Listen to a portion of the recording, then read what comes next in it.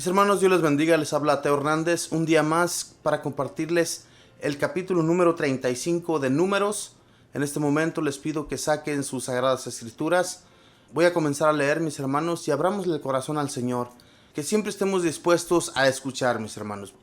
En el nombre del Padre, y del Hijo, y del Espíritu Santo. Amén. La parte de los levitas.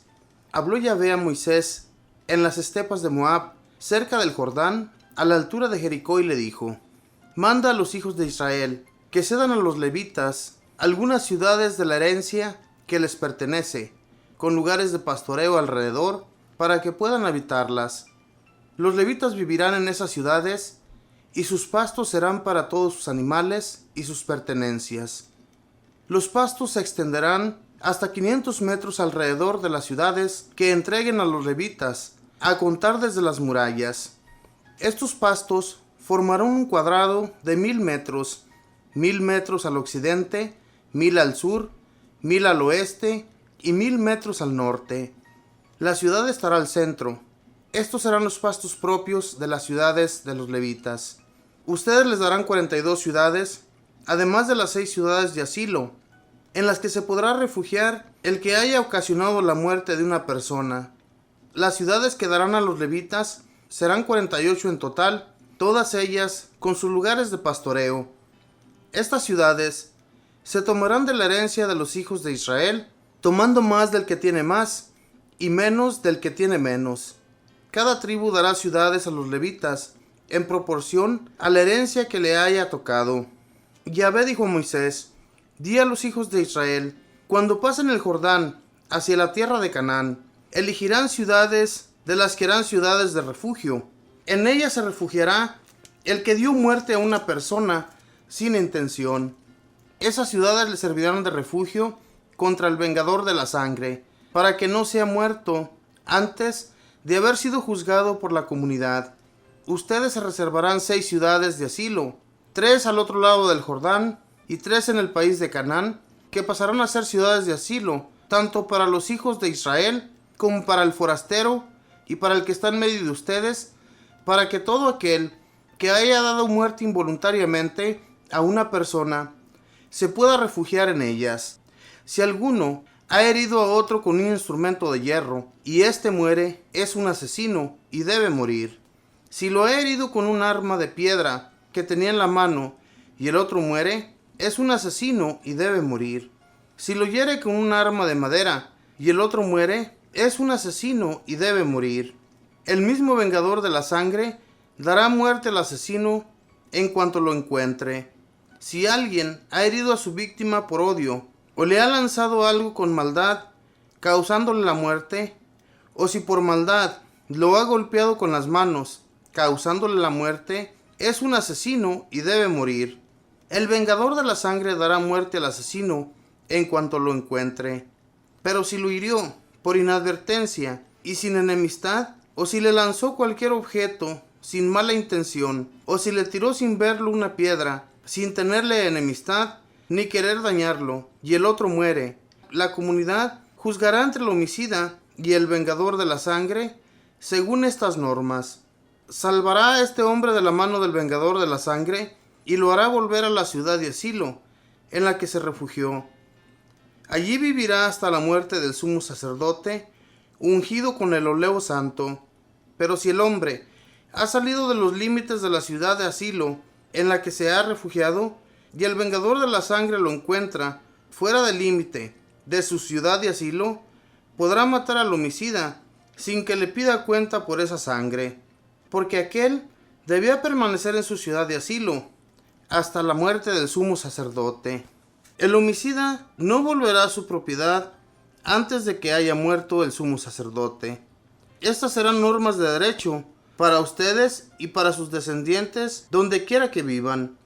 En cualquier caso de homicidio, se dará muerte al asesino, según declaración de los testigos, pero un solo testigo no bastará para condenar a muerte a una persona. No aceptarán rescate por un asesino, pues debe morir.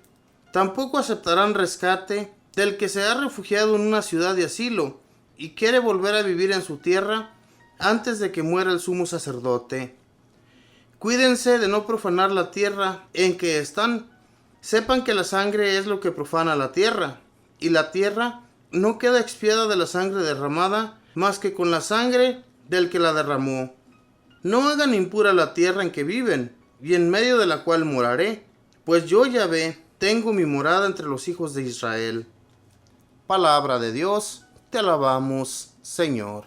Esto último me gustó, de la ordenanza de Yahvé a los hijos de Israel. Los últimos versículos les dice que no derramen sangre, o sea que no se conviertan en asesinos, porque Él morará en medio de ellos, Él estará entre ellos. Fíjense bien, mis hermanos, la promesa de Dios hacia el pueblo de Israel.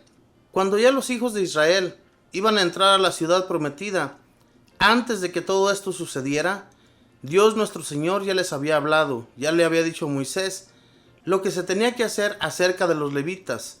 Todos los hijos de Israel iban a recibir tierras, iban a tener campos para sus ganados, iban a poder construir sus ciudades, pero Dios nuestro Señor le habló a Moisés para decirle que le proporcionara tierras a los levitas, que no los fueran a dejar abandonados, ya que ellos iban a ser los que iban a llevar a cabo el servicio para Dios, el servicio más importante de toda la comunidad de Israel. Y entonces también se iban a formar ciudades de asilo. Las ciudades de asilo eran aquellas donde se podía refugiar un asesino que hubiera matado a una persona sin quererle hacer daño. Cuando la persona mataba a otro accidentalmente, éste se podía ir a refugiar a esa ciudad, pero no podía salir de esa ciudad sino hasta la muerte del sumo sacerdote, el que tenía derecho de juzgar a la persona y el que había sido ungido con el aceite de oleo. Dios nuestro Padre les daba las instrucciones cómo debía hacerse todo, para que no fuera a haber asesinos solamente por haberlos. Recordemos, mis hermanos, que en aquel tiempo había personas muy malas. Las ciudades que ellos iban a conquistar, las personas que allí vivían, eran personas que no tenían respeto de Dios. A Dios, nuestro Señor, ni siquiera lo conocían. Ellos hablaban siempre de sus dioses de metal, de barro o de cualquier otro material, pero no conocían del Dios verdadero, del Dios que se había acercado al pueblo de Israel para decirles lo que ellos tenían que hacer, cómo se debía hacer y qué tierras iban ellos a conquistar. Dios nuestro Señor quiso tanto al pueblo de Israel, mis hermanos, que decidió vivir entre ellos, decidió poner su pie entre los israelitas. Y es algo grandioso, es algo que Dios nuestro Señor tuvo tanto amor por ese pueblo, que todo lo que se conquistó en favor del pueblo de Israel fue siempre para que ese pueblo prosperara. El pueblo de Israel prosperó grandemente, gracias a Dios. Si no haya sido porque ellos escucharon de Dios nuestro Padre, Él no se hubiera fijado en esa nación. Pero siempre escucharon su voz, siempre estuvieron de acuerdo que aquel que les hablaba era algo muy grandioso y decidieron aceptar la invitación de Dios. Desde nuestro padre Abraham hasta Isaac, Jacob, Moisés, Aarón y todos los que escucharon su voz, ¿verdad? Dios decidió quedarse en medio de ellos porque nunca se negaron a su voz. Cuando Él les hablaba, todo el tiempo les ayudó y entonces creían que existía un Dios todopoderoso. Mis hermanos, no nos olvidemos de esto, de que tenemos un Dios todopoderoso y que Él nos va a arrancar de cualquier problema, de cualquier dificultad que nosotros tengamos y nos va a levantar, nos va a sacar del fondo de donde nosotros nos encontremos. Que Dios les bendiga.